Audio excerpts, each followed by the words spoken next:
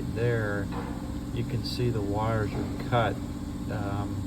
That is rodent damage, and actually to the right of that you can see nuts. Looks like maybe acorn shells or something, but a little mouse literally cut through all the wires, and that's a transmission range switch which sends a signal to the PCM that it's in a gear acceptable to start the engine. So that's what's going to need to happen to this one. We'll get some things removed to get access to that area, and either replace or repair that connector that goes to the range switch.